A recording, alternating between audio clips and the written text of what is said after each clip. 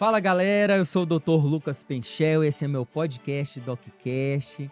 A gente já está gravando há um tempo, né? E a partir de agora eu tenho uma companhia mega especial, que é a Carol Riso, que vem aí pra gente debater temas que envolvem a medicina, a nutrição, a saúde, estética, mas não também somente isso.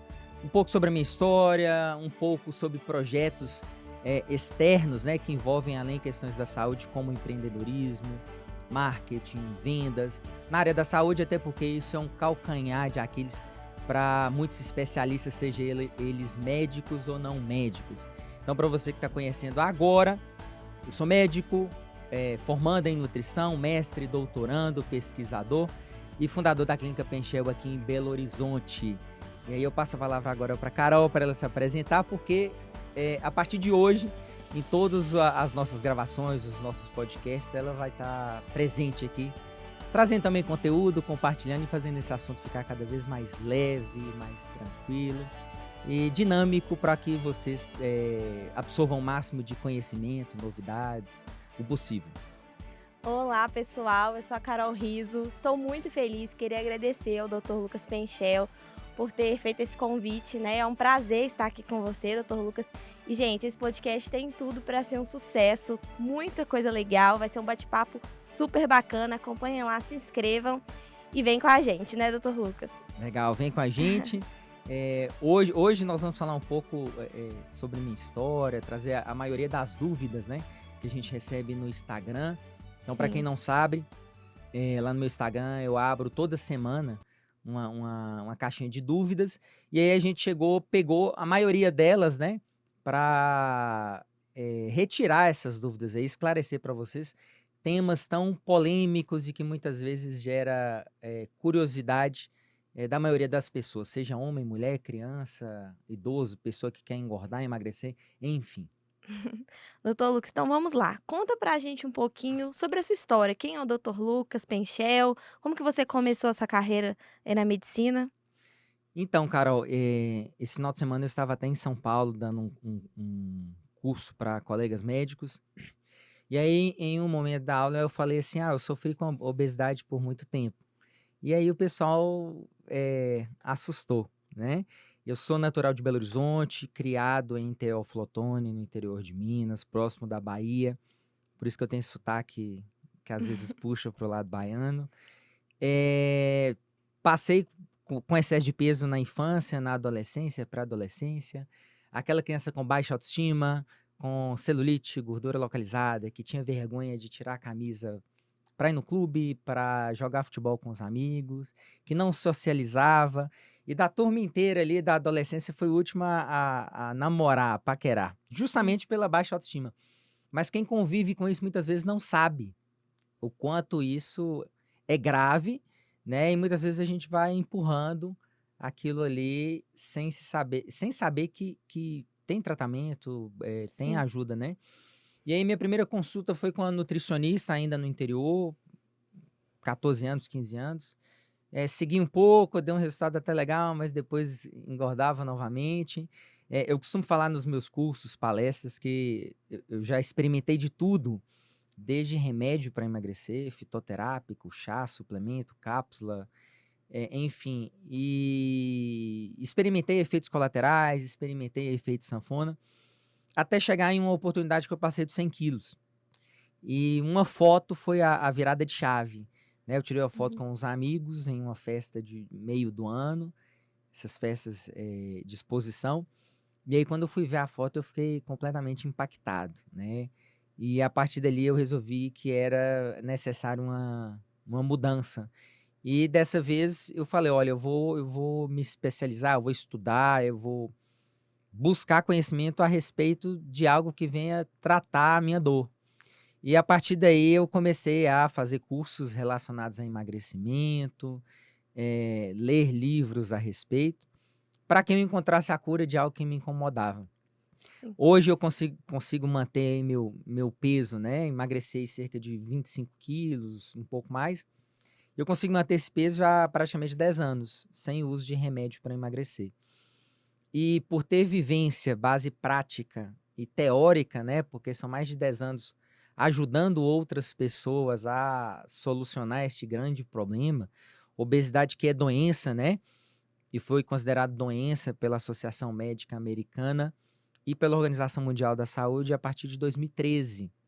O grande detalhe é que as pessoas confundem muito o comum com o normal. Então, muitas vezes eu vejo as pessoas falando assim: quem não é estressado hoje?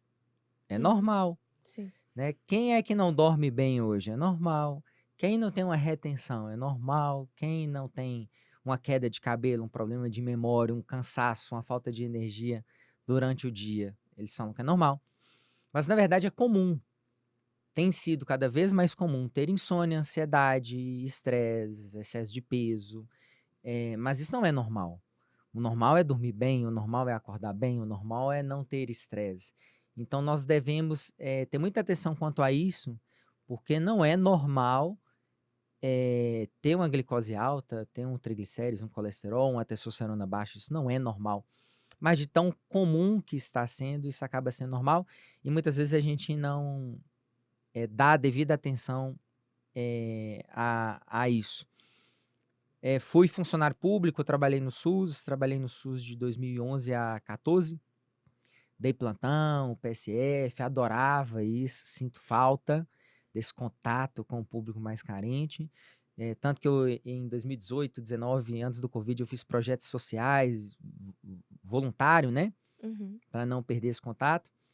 E aí, em 2014, meados de 2014, foi que eu falei: olha, eu vou agora mudar o foco.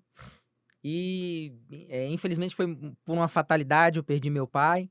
E aí, eu perdi meu pai em julho. E aí, eu falei... Julho não, junho. Fim de junho.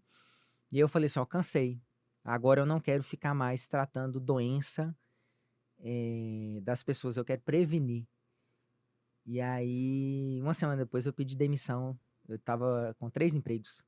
Eu era professor Gente. universitário da faculdade onde eu formei.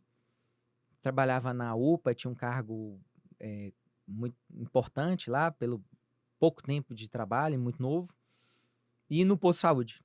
E aí eu abandonei os 3 empregos e falei: agora é a hora de virar a chave. E desde então a gente virou a chave e tem feito um trabalho bem legal. Como tudo na vida, a gente começa pequenininho, consulta R$ 150. Tinha dias que eu ficava 2, 3 dias sem paciente nenhum, mas não ficava reclamando, aproveitava para estudar, para fazer network.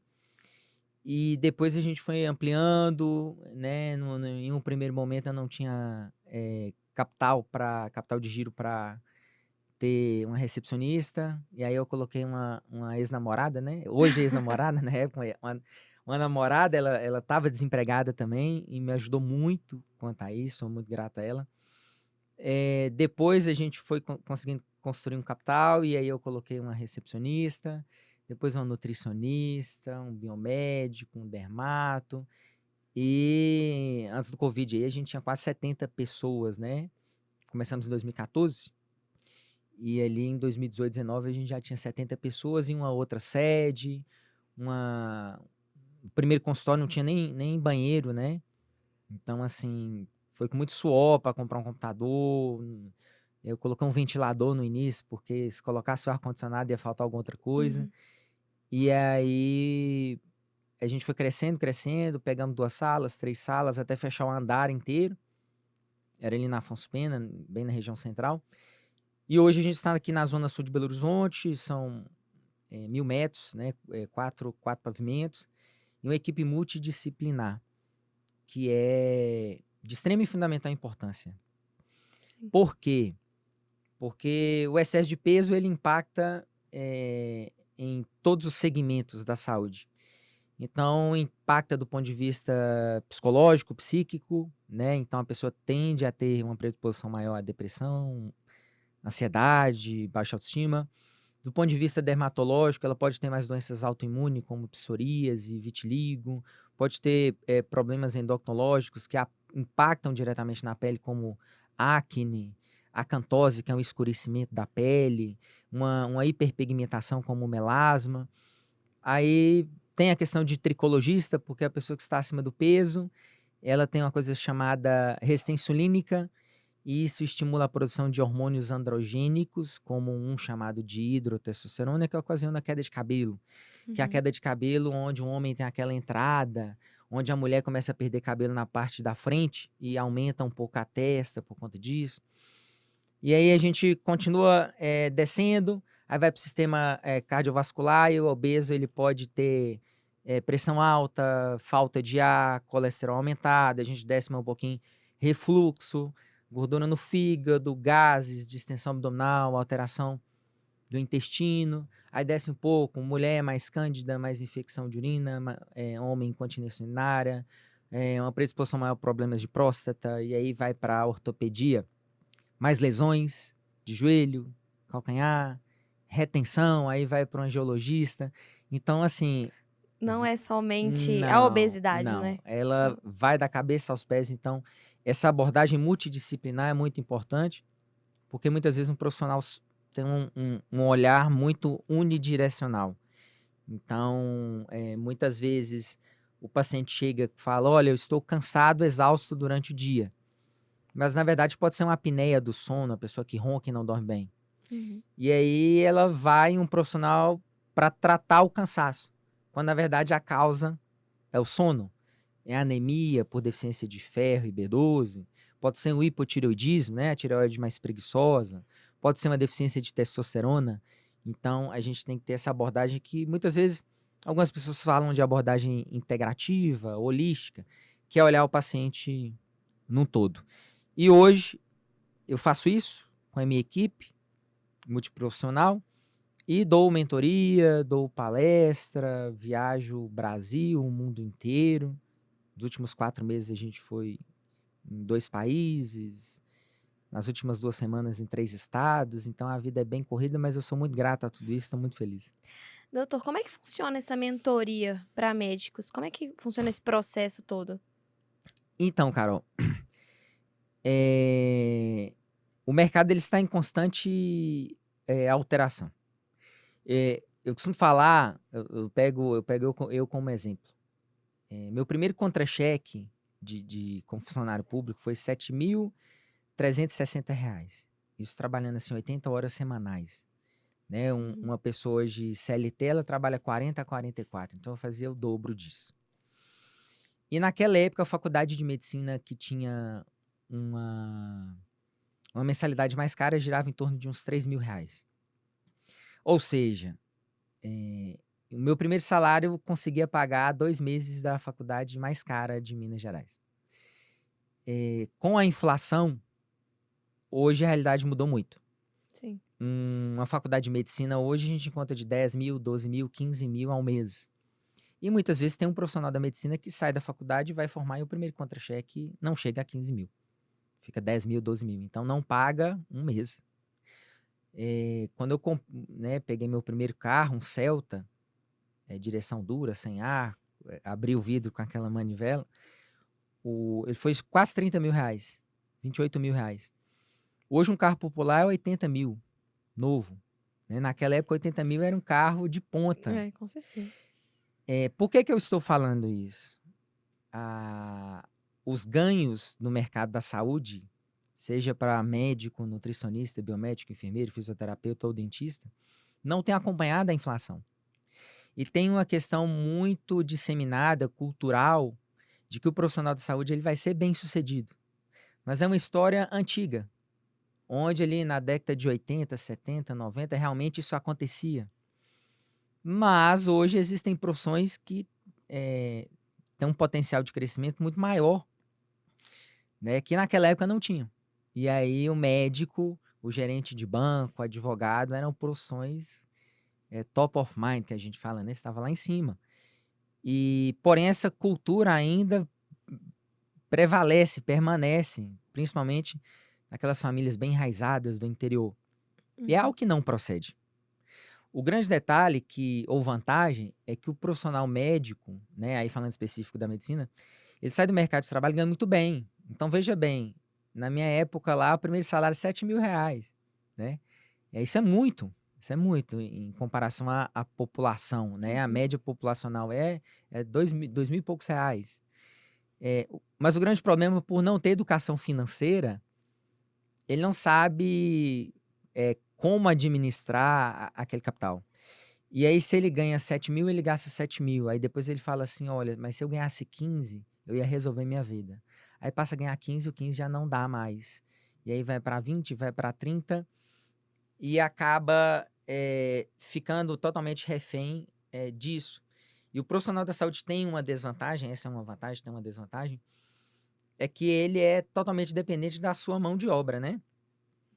Alguns livros falam, né, que quando o empresário, o trabalho dele depende muito dele, ele não é chefe, ele é funcionário. E se o médico, o dentista, o nutricionista sair do consultório, o faturamento cai, né? E aí, de onde que ele vai ter outra renda? Sim. E aí vem a mentoria, onde eu ajudo médicos, né? Augusto Cury fala, sabedoria é aprender com o erro dos outros. E eu errei bastante, eu quebrei em 2018 para 2019, né? Nessa transição aí de uma clínica de pequeno porte, com um perfil de público B, C, para uma infraestrutura 4 vezes maior, enfim. E justamente por ter uma imaturidade quanto à gestão financeira. E o grande detalhe é esse, né? A gente percebe que para enriquecer ou ficar confortável, é muitas vezes poupando e não trabalhando para ganhar mais, né? E que existem muitas outras coisas que a gente deve dar importância, o qual a gente não dá. O dinheiro, ele traz facilidade, mas ele não traz felicidade. E muitas pessoas depositam a felicidade em cima do dinheiro. Ele é necessário, claro, óbvio, porque muitas coisas que a gente deseja, passar tempo com a família, viajar, casar, constituir família, é necessário. Mas a Com gente não certeza. pode. Ele é um meio, né? Então, o dinheiro é um meio para conseguir isso. Ele não é o fim. E na mentoria a gente fala sobre vendas, que é algo que não é abordado em nenhuma faculdade da saúde. Falamos em planejamento financeiro, impostos, regime tributário, falamos sobre marketing, falamos sobre a questão de network, empreendedorismo. E para que o profissional da saúde consiga capilarizar o seu business, que é o quê? Criar ramos para que ele possa monetizar sem necessariamente estar presente em tudo aquilo, né? Então, o profissional ele é o centro do negócio, mas ele cria uma outra ramificação para monetizar em um negócio que tem a ver com ele, em outro. E aí, por exemplo, uma pessoa que o foco dela é emagrecimento, mas ele cria serviços na sua clínica para tratar outras queixas das pessoas que têm emagrecimento, como eu disse anteriormente. E aí vaza uma cirurgia plástica dentro da clínica, uma bariátrica, Uhum. um psicólogo, um nutricionista. E aí é uma das formas que a gente pega e eu entrego isso mastigadinho para todo profissional que busca. E hoje a gente tem uma média aí de 2 a 4 profissionais por mês de todo o Brasil. E os resultados são incríveis. Em pouco mais de 30 dias eles já me passam feedback e conseguem sim ter tranquilidade, paz, monetizar e prosperar no seu negócio. Ai, bacana. Principalmente, acredito, para aqueles médicos também mais antigos, né, que não, né, assim, igual nessa nova fase, né, da tecnologia, eu acho que acredito que seja de extrema importância essa mentoria, até para se adequar também aos dias atuais, né? Doutor, muitas pessoas, você falou da questão do emagrecimento e muitas pessoas sofrem com essa questão da baixa autoestima, principalmente por causa dessa questão mesmo do emagrecimento, da obesidade. Tem muitas pessoas que têm a pretensão de emagrecer, fazem o tal do jejum intermitente. Conta pra gente, explica pra gente o que que é esse jejum intermitente, como ele é feito, como funciona. Então, o jejum intermitente é uma estratégia para estilo de vida. As pessoas falam dieta, mas não é uma dieta. É uma estratégia de estilo de vida. Por mais que seja algo que tem se falado muito nos últimos anos, talvez nos últimos 5, 6 anos, já existem evidências desde o ano de 1930. Então é Uhum. algo que já tem quase 100 anos de prática. Porém, tem se falado muito nele nos últimos anos por conta de um ganhador de um prêmio Nobel, onde descobriu que a restrição alimentar ocasiona uma coisa chamada autofagia celular. que é quando o corpo ele começa a matar as células ruins. Células ruins que vão originar câncer e outras doenças. E aí, veja bem, é uma estratégia que promove saúde ou previne doença. E, consequentemente, emagrece. O jejum não é o que comer, mas quanto tempo ficar sem comer. Uhum. E é considerado jejum a partir de 12 horas. Desde então tem surgido inúmeros protocolos e cada pessoa, ou estudioso ou pesquisador, cria o seu protocolo. Protocolo de 14 horas, 18, 24. Algumas pessoas fazem por motivos religiosos, outras fazem, e é a grande maioria, para questões de emagrecimento.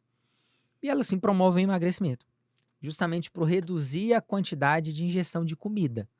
Então, tudo que faz a pessoa comer menos, obviamente, vai ocasionar o emagrecimento. Porém, o que é remédio para alguns pode ser veneno para outros. E não é todo mundo que deve fazer, porque pode trazer efeitos colaterais e porque pode provocar um emagrecimento, um falso emagrecimento, onde inicialmente a pessoa perde gordura, e isso é emagrecer, perder gordura, mas depois ela perde somente peso. E Uhum. peso é perder alguma coisa. E essa alguma coisa, ela é uma mescla de água, gordura e massa magra. E o grande problema quando se tem a perda de massa magra é que a taxa metabólica basal cai. Que é isso? Que é a quantidade de calorias que a gente utiliza para respirar, levantar, o coração bater, o cérebro funcionar. E quando o metabolismo basal cai, ele é responsável por 70% da nossa queima total. Então, se você vai no personal, no crossfit, toma termogênico, etc., isso aí é 30%. Os outros 70% é para a gente sobreviver, só de respirar. Ficar em Uhum. casa, deitado, assistindo TV. É 70%. E esse 70% cai quando nós perdemos massa magra.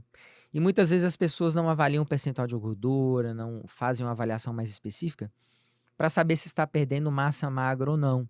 E esse é o grande erro. Então a pessoa, ela perde inicialmente gordura, vamos supor 5 quilos, 6 quilos em um mês.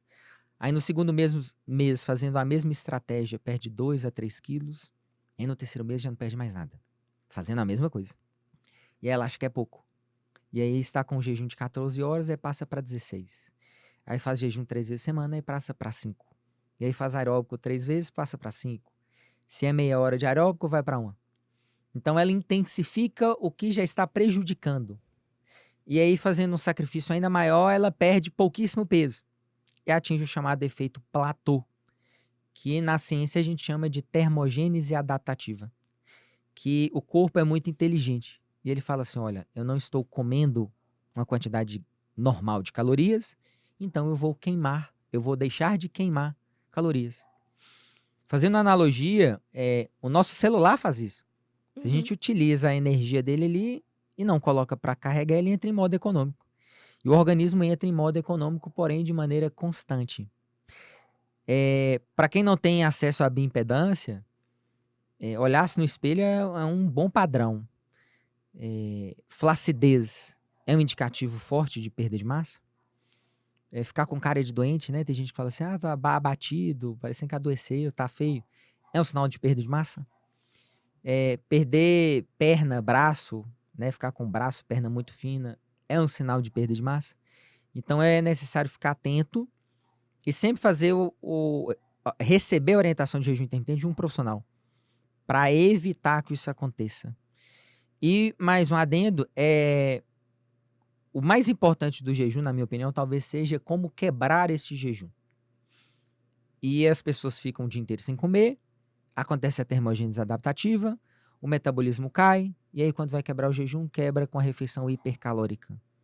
Um hambúrguer, uma pizza, um macarrão, um sorvete, um refrigerante. Não adianta nada. E aí a pessoa não emagrece. E aí fala, gente, mas eu como uma vez ao dia. Eu como 2 e não emagreço. Então aí nós temos que fazer alguma estratégia para estimular o organismo da pessoa a voltar a funcionar em altíssima performance, né? E aí mais uma analogia, metáfora que a gente faz, a gente tem que ter o combustível e algo para queimar o combustível. Então é igual uma churrasqueira. A gente coloca carvão, mas se tiver com a chama muito pequena, aquele carvão vai apagar a chama. A chama seria o metabolismo acelerado. Uhum. E o carvão seria a quantidade de calorias que a gente ingere. Mas se a chama estiver grande, uma labareda de fogo, a gente pode colocar muito carvão, que aquilo ali vai cada vez mais aumentar. Então, se a gente praticar atividade física de alta intensidade, mesclar aeróbico com musculação, avaliar os níveis de hormônio, testosterona, GH, tireoide, cortisol, insulina, melhorar a qualidade do sono, essa chama ela vai ficar extremamente alta, uma labareda. E aí você pode jogar muito carvão, que é comida, que esse carvão não vai destacar. Ele vai fazer aquela chama ficar cada vez mais alta, ou seja, acelerar ainda mais o metabolismo. Então, assim, a pessoa que faz musculação, não é bom ela fazer o jejum intermitente ou não muda? Depende. Pela A questão da minha massa. sugestão na prática é que faça jejum em um dia e atividade de musculação em outro dia. Porém, mas, entretanto, algumas pessoas têm um somatotipo chamado endomorfo. E aí tem a classificação de biotipo: ectomorfo, mesomorfo e endomorfo. O endomorfo, que é esse, é aquele mais socadinho, ou socadinha, que é o mais fortinho, que tem massa e gordura. Então é aquele que tem uma panturrilha, aquela que tem uma panturrilha forte, que tem um ombro mais largo, o que ganha 2, 3 quilos no final de semana, que gosta muito de exercício com força, que tem mais preguiça de correr. Esse indivíduo, ele pode sim mesclar uma atividade física em jejum. Na maioria das vezes, obviamente, isso é individual. Uhum. O indivíduo ectomorfo é aquele magrelão, ou magrelona, ou magrinha. Então, estatura mais elevada, os braços mais compridos, a mão maior, o rosto mais longilíneo, mais fino. Esse tem dificuldade em ganhar massa. E aí, se ele já faz jejum intermitente e ainda vai exercitar, isso pode ser um tiro no pé. É aquele ou aquela que tem um perfil muito de falso magro ou falsa magra, que acumula região ali no flanco, no umbigo, que quando muitas vezes está de roupa, aí a pessoa fala assim: não, mas você vai no nutricionista, você vai no médico para emagrecer, você nem precisa, você é louco. Mas quando coloca um traje de banho, tira a camisa, você vê que realmente tem gordura ali. E o mesomorfo é o mais privilegiado, que é, por exemplo, um Cristiano Ronaldo. É aquela pessoa que tem massa e que tem pouca gordura. Uhum. É um equilíbrio, né? E essas características do somatotipo, elas podem ir mudando com o passar dos anos, que é o que a gente chama de epigenética, que é a questão da nossa genética sendo modificada por fatores externos. Exemplo: eu nunca tive tendência a engordar. Aí a pessoa faz um tratamento de antibiótico, a pessoa passa por uma depressão, muda de cidade, de país, muda o fuso horário, começa a ficar muito estressada. E aí acontece alterações da sua genética, né, onde ela passa a ter predisposição a engordar, coisa que ela nunca teve. Então isso pode acontecer. Mas esses aí são os 3 principais somatotipos. Em alguns deles pode fazer o jejum exercitando, em outros não. Ah, sim. E vamos supor, a pessoa tem a dieta dela ali certinho e de manhã ela faz o jejum. O jejum tem que ser feito da noite para manhã, né? No caso. Ou não tem. Então, não existe um horário pré-determinado, mas por conta de adaptação é muito bom aproveitar a noite, Uhum. que é quando a pessoa está dormindo, né. Então se ela contabiliza o período ali da noite, ela vai ficar 6, 8 horas ali já dormindo e aí fica mais umas 4 a 6 durante o dia. Existem vários protocolos, eu particularmente eu gosto de um que começa às 8 da noite e come meio-dia do dia seguinte, que aí dão 16 horas. Uhum. Neste intervalo, pode café sem açúcar, chá sem açúcar, água com gás e limão. Limão tem uma quantidade muito pequena de frutose, não vai impactar na glicemia. Mas adoçante, açúcar, Aí já pode. definitivamente não pode. E por que das 8 horas? Aí já entra em outra questão que chama a crononutrição, que é uma área muito maravilhosa da nutrição, onde mostra os melhores horários para a gente fazer as refeições baseada no nosso ciclo circadiano. Não é aquela história antiga de comer de 3 em 3 horas. Mas nosso corpo tem horário para produzir hormônio. Eu produzo hormônio dependendo de determinado estímulo. Então, à noite é melatonina, homem de manhã testosterona, ambos os sexos cortisol de manhã. E aí, quando a gente come em horário inadequado, isso atrapalha. Então, de acordo com a crononutrição, quando nós realizamos refeições após as 8 horas da noite, a produção de melatonina ela é prejudicada. E hoje a maioria das pessoas comem após as 8 horas da noite. E faz a pior ou a maior refeição após as 8 horas.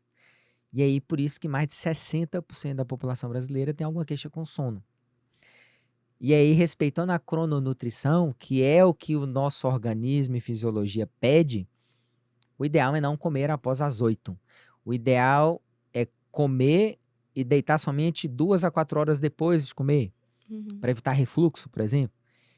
E respeitando isso, a minha sugestão é iniciar o jejum às 8 horas da noite, ou seja, fazer a última refeição até 8 horas da noite e comer 10 horas da manhã do dia seguinte, meio-dia, isso é individual e vai depender da capacidade de tolerância de cada um. Se não conseguir até meio-dia, não tem problema, vai até as 10, às 9 e depois vai aumentando gradativamente. E logo após o em jejum, segue a dieta direitinho, do mesmo jeito. Segue a dieta direitinho, então um protocolo oriental, né? Os asiáticos são os que possuem maior longevidade, menos adoecimento, melhor qualidade de vida. E baseado no que eles pregam, intervalo das refeições a cada 4 horas, quando está sendo feito o jejum. Como seria, então?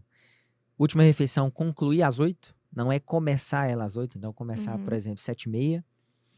Vai fazer a próxima meio-dia, no dia seguinte de manhã, café, água, chá, como eu disse, tranquilo, sem açúcar. E aí come meio-dia. A próxima refeição 4 horas depois, 4 horas da tarde. E a última refeição às 8 horas da noite. Então, 3 refeições ao dia. E aí você faz o jejum, come em horários ideais, aí, de acordo com a nossa crononutrição, e estimula o metabolismo do organismo ao ingerir nutrientes de boa qualidade. Não preocupar somente com o valor calórico, porque é possível fazer uma dieta de 1.200 calorias comendo maçã. É possível fazer uma dieta de 1.200 calorias comendo... Eu não estou falando para todo mundo comer só maçã, pelo amor de Deus, né? Mas comendo fruta. Sim. 1.200 calorias tomando sorvete. 1.200 calorias comendo churrasco. E por mais que seja 1.200 calorias, o resultado vai ser completamente diferente. Se fizer com fruta, com sorvete, com churrasco. Na fruta haverá perda de peso, muito provavelmente em alguns casos o intestino pode funcionar, a pele pode melhorar, desinchar bastante. O de sorvete a pessoa pode se tornar mais compulsiva, piorar a insulina, inchar, mudar o hábito intestinal, né? A pessoa pode ir no banheiro mais vezes ao dia com aspecto ruim, pode ficar fraca em determinados momentos do dia, piorar a celulite. E 1.200, por exemplo, de carne só de churrasco, o intestino pode ficar preso, a retenção, sem sombra de dúvidas, vai aumentar, pode piorar a pressão, pode piorar sono. Por isso do equilíbrio, né? Não é também somente fruta, mas associar uma proteína, não demonizar o arroz, colocar um arroz também. E isso é extremamente individual e é o profissional da saúde, o nutricionista que vai determinar. E tem, assim, os dias corretos para fazer o jejum? 3 vezes na semana? Tem, ou depende de cada pessoa? É também muito individual. Eu, na minha prática, eu faço 2 vezes por semana, no máximo 3, eu, doutor Lucas. Mas os pacientes eu vou de acordo com o ritmo e estilo de vida de cada um. Mas um dia que eu acho excepcional fazer é segunda. Final de semana. O jejum intermitente ele é detoxificante, né? A gente fala em desintoxicação. A pronúncia certa é detoxificar. Mas isso é para nós da área da saúde. E essa desintoxicação, a gente fala muito de suco verde, chá disso, aquilo. Ajuda, vai fazer bem, não vai fazer mal. Mas quem faz o nosso detox é o sistema linfático, são os rins, fígado, intestino e sistema respiratório. E se a gente não tratar bem esses 5 órgãos ou 5 sistemas, a gente não vai desintoxicar. Você pode dar uma plantação de suco verde, que não vai funcionar. E como melhorar a capacidade de função desses órgãos? Ter boas vitaminas no corpo, seja pela alimentação ou suplementação. Praticar atividade física. Ingerir bastante água, muita água. E dormir bem. Se a gente conseguisse seguir isso com o máximo de eficácia possível, É claro que não é todo mundo consegue ser assim 7 vezes por semana, nem eu consigo, mas mais vezes assim, esses órgãos vão funcionar muito bem e vão acabar desintoxicando. Porém, para eles eliminarem, excretarem tudo isso, ele precisa de uma pausa de metabolizar comida. Então, o organismo ele não consegue fazer com muita perfeição, digerir comida e desintoxicar. Então, quando a gente tira um tempo, algumas horas de comida, ele pega esse momento só para desintoxicar. E aí, ele consegue fazer isso muito bem. Então, por exemplo, minha última refeição ontem foi 9 horas da noite. Eu estou de jejum até agora e vou quebrar o jejum talvez 1 hora, 2 horas da tarde, né? Justamente com esse objetivo. Mas a água, ela não pode faltar. Não, bacana. E a gente tá falando dessa questão do emagrecimento. Muitas vezes, acredito que a maioria das pessoas fazem certinho ali durante segunda a sexta e chega no final de semana, quer, né, comer uma coisa diferente, uma coisa mais gostosa. Esse tal do dia do lixo atrapalha a dieta ou não? Atrapalha assim, Carol. O equilíbrio, né? A fisiologia do ser humano, de cada mamífero, é completamente diferente. O passarinho, ele precisa comer várias vezes ao dia e só fica beliscando ali, pouca coisa.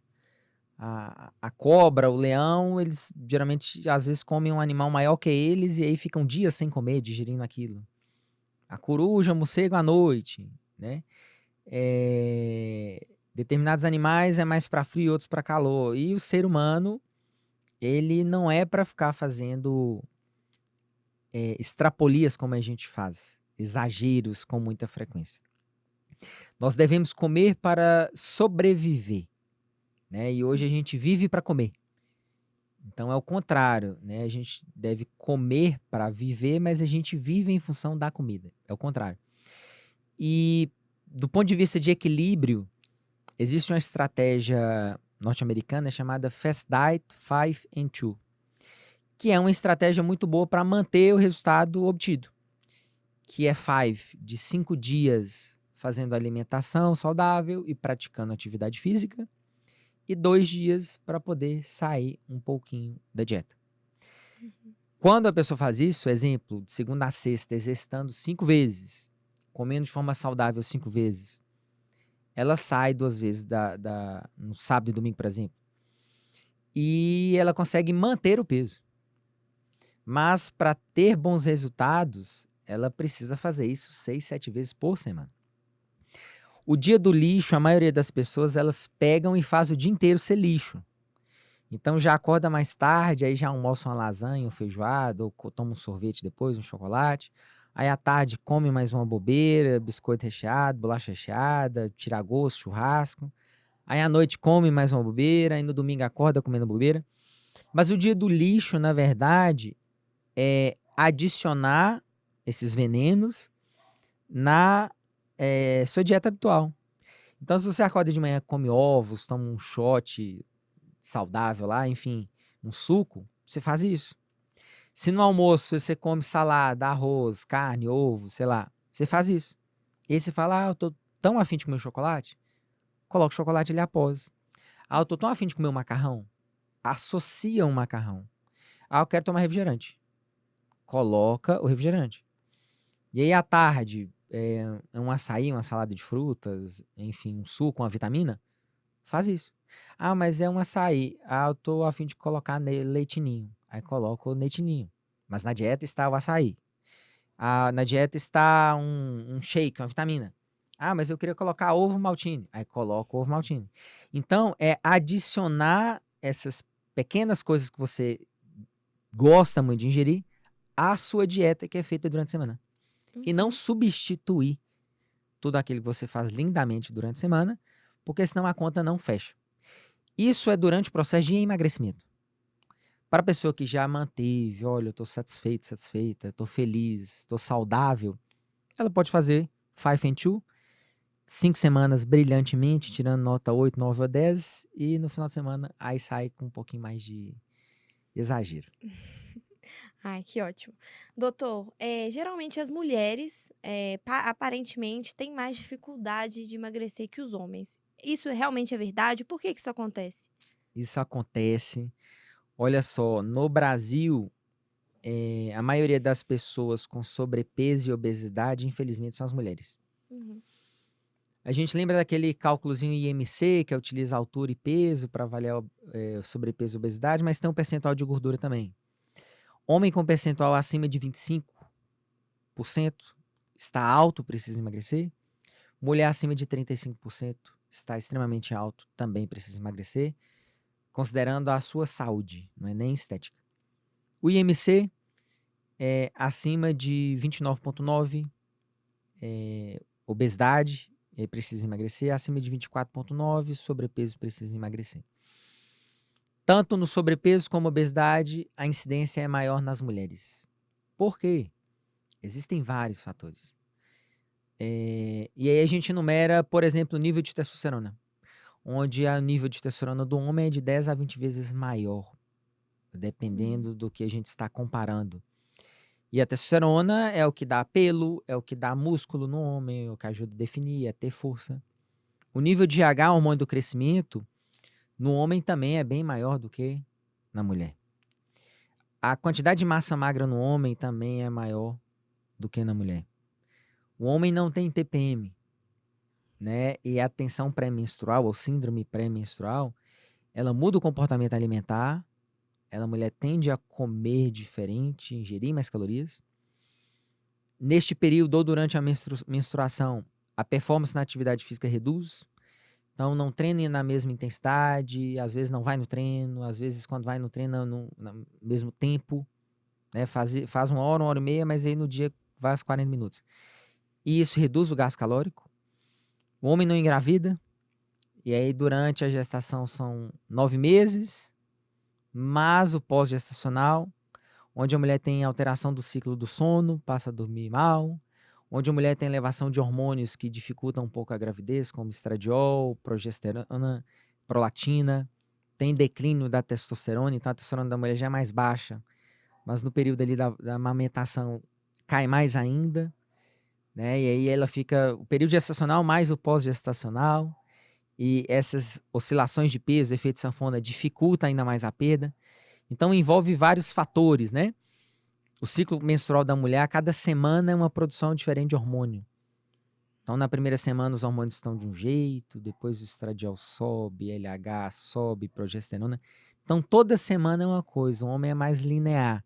Uhum. Então, seja por essa questão de fatores comportamentais externos, como os internos das produções do hormônio, o metabolismo é mais difícil, por isso a dedicação deve ser maior. Porém, a gente deve salientar que a mulher é mais organizada. E isso facilita muito. A mulher tem expectativa de vida maior do que a do homem. Isso também é uma grande vantagem, né? E isso mostra justamente, porque veja bem, o homem tem um melhor metabolismo, mais músculo, mais hormônios e tem uma expectativa de vida menor. Muito por conta dessa falta de cuidado que ele tem, né? Sim. A mulher, desde nova, ela já cuida ali, aprende a cuidar da unha, da maquiagem, de passar hidratante no corpo, que não pode sol sem protetor solar, e que tem que usar um creme no cabelo para não secar. Então, aqueles autocuidados já começam na infância. O homem, às vezes, o adulto ali, a pessoa com 50, 60 anos, nunca teve o hábito de ter esse autocuidado. Então, é mais difícil, mas não é impossível. E por conta dessa disciplina e autocuidado que a mulher tem com o corpo, né? Mulher vai em ginecologista com frequência. Homem só vai em urologista depois de uma determinada faixa etária e olhe lá. Uhum. Isso é uma grande vantagem e faz com que a mulher consiga resultados tão bons quanto a dos homens. E existe algum tipo de tratamento para estimular esse emagrecimento feminino? Ou só Tem. exercício físico? Tem inúmeros tratamentos. O primeiro é identificar a causa do ganho de peso. Ganhou peso porque é um trauma que teve? É ansiedade? É o sono ruim? É o intestino preso? É o metabolismo lento? É o uso de algum remédio como corticoide, antialérgico, anticoncepcional, antidepressivo? É porque não exercita? É porque tem a resistência insulínica que ocasiona aí síndrome dos ovários policísticos? Identificando a causa fica muito mais fácil. E para isso existem os chás, as ervas medicinais, tem chá diurético, tem chá que ajuda em doce, em apetite. Então vamos lá. Chás diuréticos: hibiscus, cavalinha, centelha asiática, uva urse, chá verde. Chás para intestino preso: sene, cáscara sagrada. Inclusive tem que tomar muito cuidado com o chá de sene, porque ele pode soltar demais. Chás para insônia: valeriana, mulungu, melissa. Chás para ansiedade e estresse: camomila, passiflora. Chás para apetite: chá de garcinha, camboja, chá de fucos vesiculosos. Metabolismo, acelerar metabolismo: chá preto, chá vermelho, chá verde, associei gengibre, canela. Então as ervas medicinais podem ajudar. Os medicamentos emagrecedores, quando bem indicado, pode ajudar bastante. E aí tem a liraglutida, né, o nome comercial Saxenda, a lisdexanfetamina, que é o nome comercial de Venvance e Juneve, que é indicado para compulsão alimentar. O topiramato, que é para epilepsia, enxaqueca, mas tem resultados muito bons para chocolate, doce, refrigerante. A bupropiona com naltrexona, que é indicado como antidepressivo, indicado para quem quer parar de fumar, ajuda na compulsão. A fluoxetina, que muitas vezes é usada na depressão, na ansiedade, pode ajudar na fome emocional, na compulsão. Então existem diversas alternativas que também é muito individual, né? Orlistat, metformina, enfim. Mas a medicação ela sempre vem como um auxiliar. E as pessoas invertem muito o nível de importância. Eu costumo falar que as pessoas hoje elas querem ser emagrecidas. Elas não querem o processo de emagrecer. Ela quer tomar alguma coisa e o negócio resolver. E muitos fazem um milagre durante 1 mês, 2, 3, a curto prazo, mas não mantém. E aí a pessoa começa com a dose de um remédio, depois de um tempo, 3, 4 meses, não tem mais efeito. E aí vai aumentando a dose até se tornar dependente. Então é preciso estimular e ensinar a fazer outras coisas. E é aquilo que eu falei lá no início, a abordagem holística. Ensinar sobre sono, sobre estresse, intestino, ingestão de água, porque é isso que vai fazer manter o peso, né? Para alcançar o resultado, realmente essas alternativas são excepcionais, né? E no caso da mulher menopausada aí, que tem deficiência de hormônios, a própria reposição hormonal já vai ajudar bastante, tanto no metabolismo, no ganho de massa. Mas o lado bom é que existe jeito para tudo. Mas é extremamente individual. Não é todo mundo que dorme mal, não é todo mundo que tem intestino preso ou solto, não é todo mundo que tem metabolismo lento. Então a conduta é de acordo com a especificidade, com a individualidade de cada um. Sim, doutor, você falou dessa questão aí dos processos hormonais, né, da menopausa, e muitas mulheres e homens sofrem com esses processos, né, com a menopausa, a andropausa, e normalmente é indicado nesses casos a reposição hormonal. Explica pra gente o que é reposição hormonal, como que ela funciona? Então, quando nós temos a deficiência de algo, a indicação é suplementar, repor. Então, quando nós temos a deficiência de hormônio da tireoide, nós temos o hipotireoidismo, aí a gente vai na farmácia e compra um remédio, o hormônio, para repor. Quando nós temos deficiência de vitamina D por não tomar sol, a gente vê no exame e aí toma a vitamina D, que na verdade também é um hormônio. Quando nós temos alterações do ciclo do sono e conseguimos avaliar os níveis de melatonina hoje através de exame de sangue, a gente vai lá e repõe um hormônio. Então, anemia por deficiência de ferro, anemia ferropriva, nós vamos lá e realizamos a reposição do ferro, do B12, e assim sucessivamente. E com a antiga andropausa, ou hoje mais chamada de doença androgênica do envelhecimento masculino, ou menopausa, a gente repõe.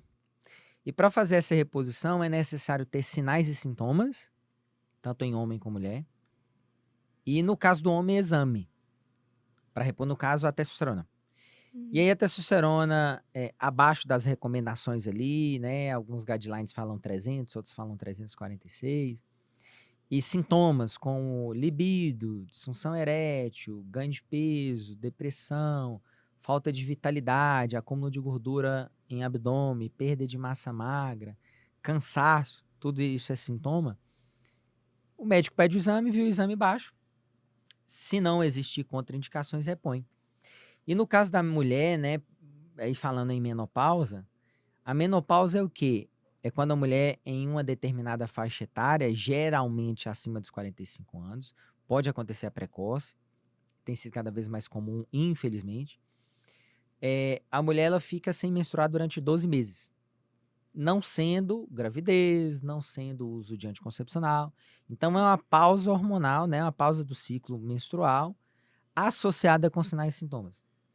No caso da menopausa, a deficiência de estrogênio e progesterona. E aí a mulher tem queixas que vai da raiz do cabelo até o dedão do pé. E cada profissional, mais uma vez, vai avaliar a sua área de atuação. Então, o ginecologista ele vai olhar, olha, ressecamento, questões ginecológicas, fogachos, aqueles calorões, né? Dor na atividade sexual. Mas se a mulher for em um tricologista, especialista do cabelo, aí o cabelo seco é por conta da deficiência de estrogênio. Então pode hidratar, etc. Não vai ser a mesma coisa. Mulher menopausada ela tem aquele cabelo seco em forma de palha, quebradiço. E aí se for ao dermatologista, ou profissional aí da harmonização facial, né, da estética facial, a menopausa vai dar rugas, vai dar olheira, né, suco nasogeniano vai ficar mais marcado, aí tem que preencher. O código de barra, o bigode chinês, a redução da espessura do lábio, e aí vai fazer preenchimento na boca. Se for no dentista, o especialista em implantodontia, fazer implante, ele faz em pessoas com a faixa etária mais avançada, justamente para essa queda hormonal. E aí, se for, desce aqui, aí lipo de papada, fios de sustentação, por conta da flacidez ocasionada também pela queda hormonal. E aí a gente vai para osteopenia, osteoporose, e aí a gente vai pela redução de algumas vitaminas por conta de uma coisa que chama hipocloridria que acontece no estômago. E aí vai ganhando gordura abdominal por conta da deficiência hormonal. Pode ter mudança na tonalidade da pele. Então veja bem, a deficiência hormonal mais uma vez impactando também da cabeça aos pés. E aí quando a gente trata essa deficiência após o diagnóstico, tudo isso tende a melhorar. Então cada profissional tende a avaliar a deficiência hormonal de acordo com a sua especialidade, o que é legal, é bacana de se fazer, mas deve ser feito de maneira global. Mas existe algum lado negativo dessas reposições ou não? Só favorecendo mesmo? Tudo na vida tem um lado bom e ruim. E aí eu costumo falar que os excessos fazem mal e a deficiência faz mal. Então uma pessoa com excesso de peso, obesidade. Uma pessoa que tem um peso baixo, por exemplo, uma anorexia. O intestino solto, diarreia, preso, constipado. Muito sono durante o dia, sonolência, pouca insônia. Pouca água, desidratação, muita retenção. Então, baixo vai fazer mal, alto vai fazer mal. E quando esse hormônio for feito a reposição de maneira descontrolada, irresponsável, em doses elevadas, pode sim ocasionar efeitos colaterais. Né? No caso do estrogênio, pode dar sensibilidade na mama, aquele mesma sensibilidade no período menstrual, que pode ser pico de estrogênio, então o estrogênio da mulher pode subir mais do que deveria. Pode ocasionar retenção, inchaço, pode aumentar a probabilidade de eventos tromboembólicos, trombose, né, da progesterona, bastante retenção, pode alterar o ciclo do sono, pode aumentar a pressão arterial. Da testosterona pode ocasionar queda de cabelo, alteração da voz, acne, né? Então, por isso do exame, por isso de uma conversa, por isso de uma avaliação completa antes de fazer esse tipo de reposição, como no caso da mulher, exames de imagem, ultrassom de mama, endovaginal. Porque quando realizado de maneira muito controlada e cautelosa, os resultados são magníficos. E justamente essa pessoa que tem deficiência, que na grande maioria das vezes são pessoas com a faixa etária mais avançada, mas hoje tem homem com deficiência jovem, né? E eu fiz uma pesquisa aí de dissertação de mestrado, onde eu encontrei rapazes de 17 anos de idade com deficiência de testosterona. E isso por conta do estilo de vida. Então, quando isso acontece, deve ser feito tratamento para melhorar esses níveis, uma vez que é deficiência e faz tão mal quanto o excesso. E procurar um profissional experiente para conduzir isso da maneira mais segura e mais adequada possível. Bacana. Doutor, você citou até a questão, da importância, né, de dormir bem, do sono, e uma pauta bem recorrente hoje em dia é a insônia. Muitas pessoas sofrem com isso. Existem tratamentos para insônia?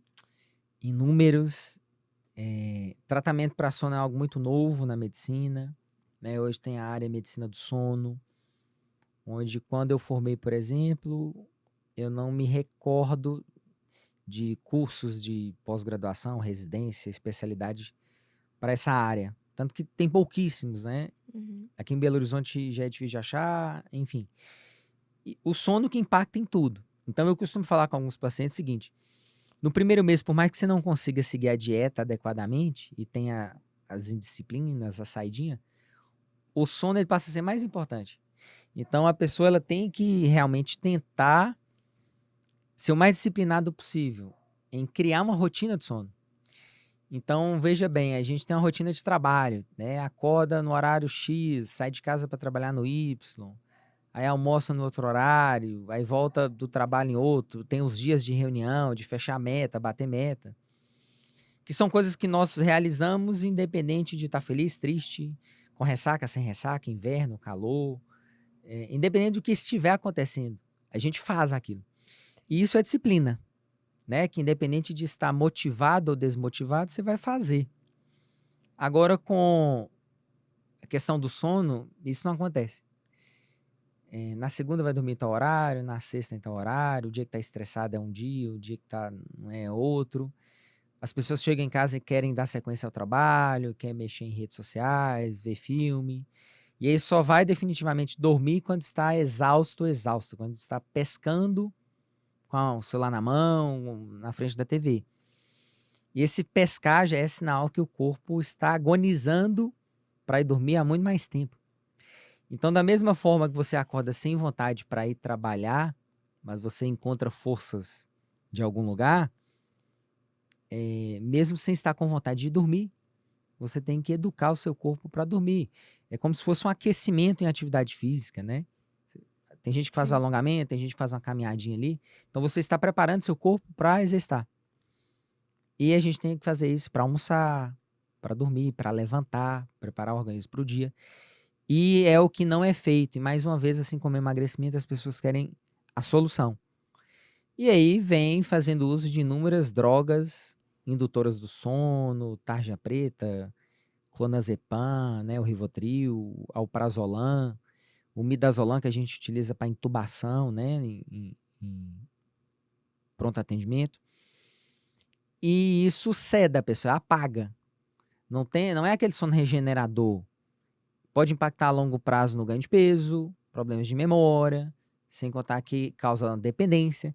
Até porque nosso corpo não produz zolpidem, nosso corpo não produz diazepam. Sim. E a gente está colocando uma droga vendida em drogaria dentro do nosso organismo, qual o organismo vai criando uma dependência psíquica e química. Porque eu já vi paciente mesmo viajando, esquecendo o remédio, entrando em pânico porque esqueceu do remédio. Fica dependente, E era né? de manhã, né? E muitas vezes eu ouço depoimento de pacientes falando assim: eu vou pro sítio e lá eu durmo bem. Eu vou pra praia e lá eu durmo bem. Então não é o fuso horário, não é, né? É realmente que a pessoa se desliga, relaxa.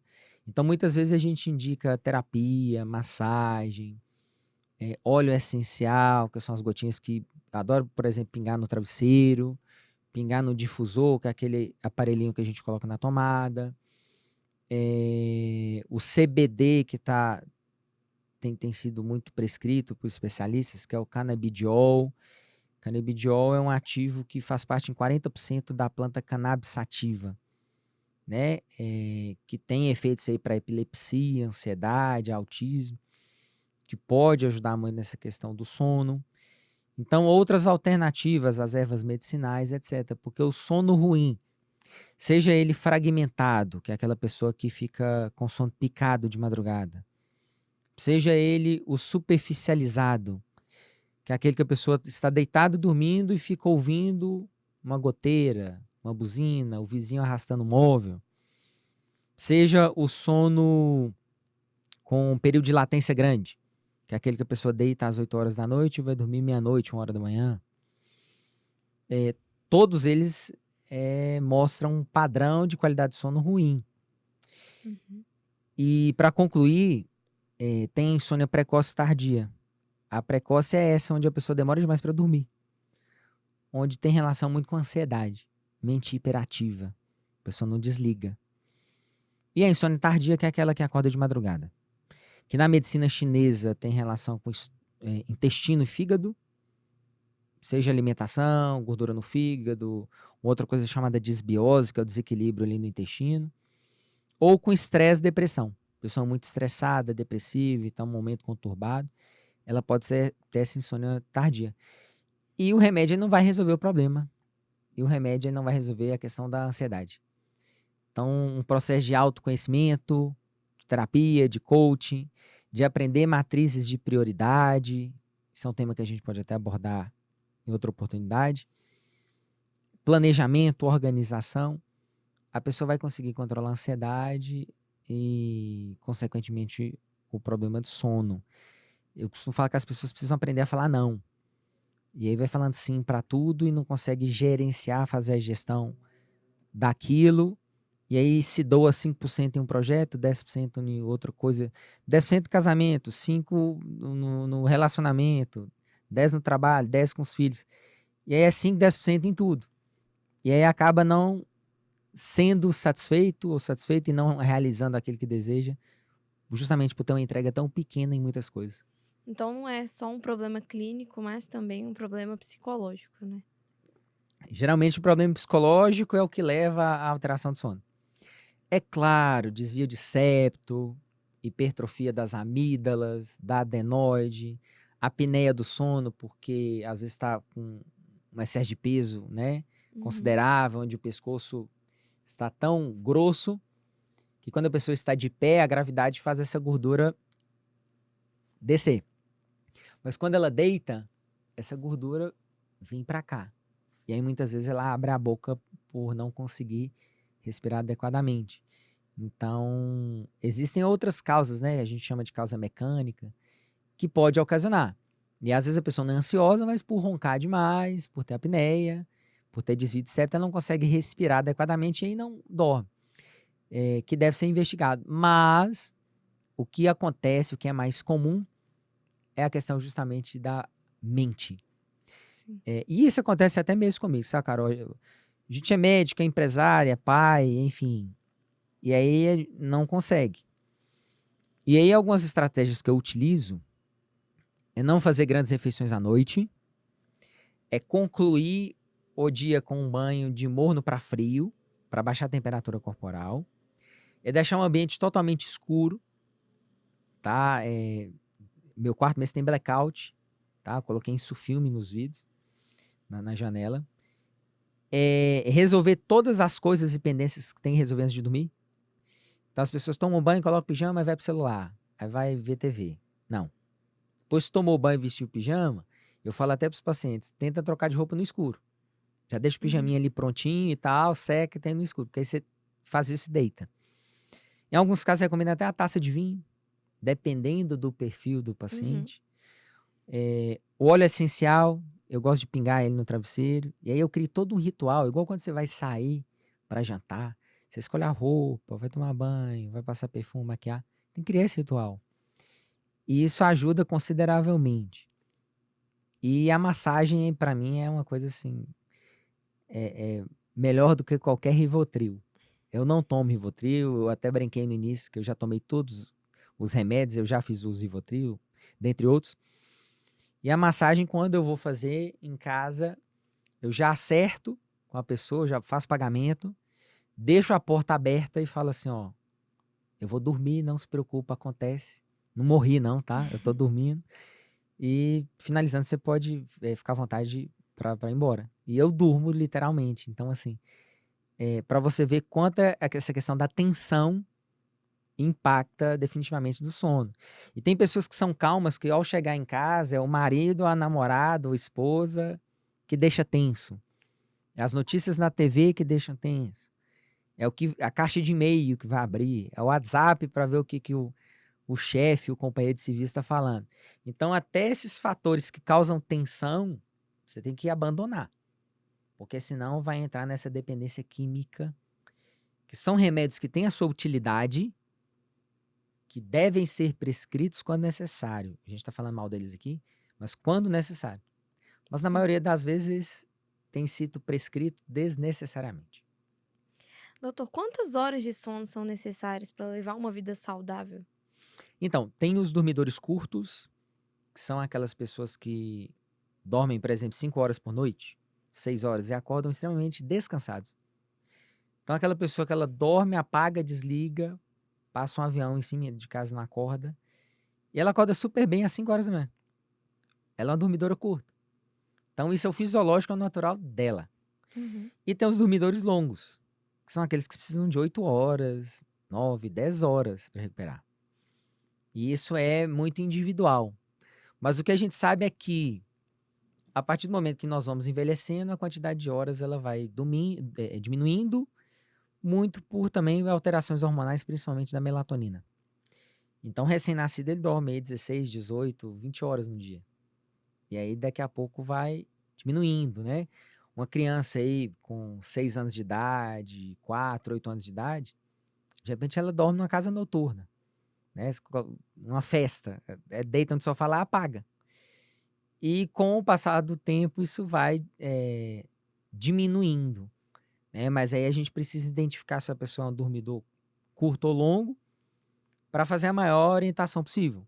Mas se tem olheira, se acorda cansado, se tem sono durante todo o dia, são sinais de que a qualidade do sono não está legal. Pode ser outras coisas.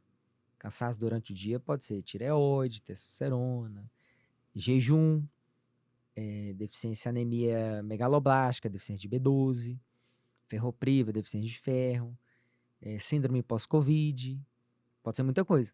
Mas a gente deve sempre levantar a questão do sono, que é tão prevalente quanto o excesso de peso. Tem sido muito comum.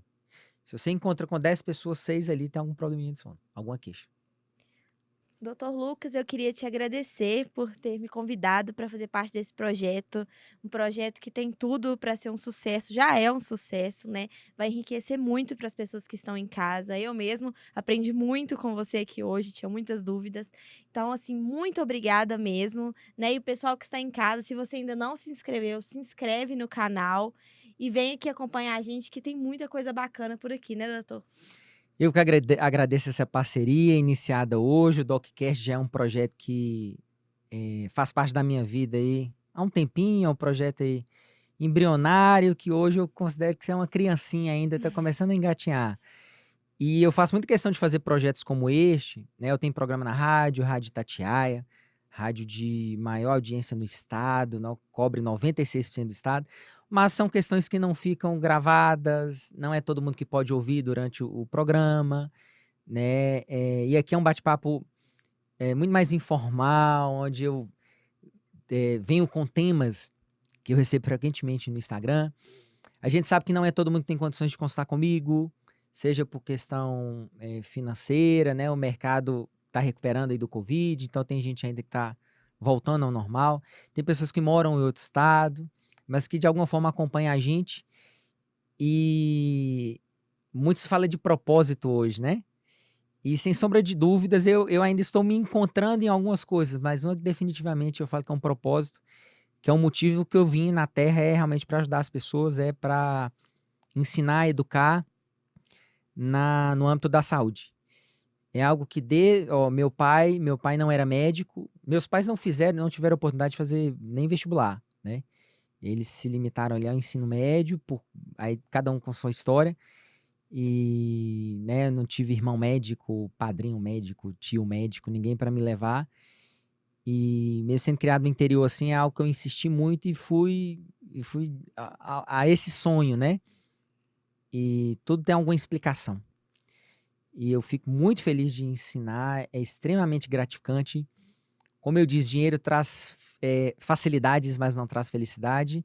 E isso aqui me traz muita felicidade, principalmente pelo feedback que eu recebo nas redes sociais, na rua, né? Tem gente que me para, pergunta, comenta, elogia.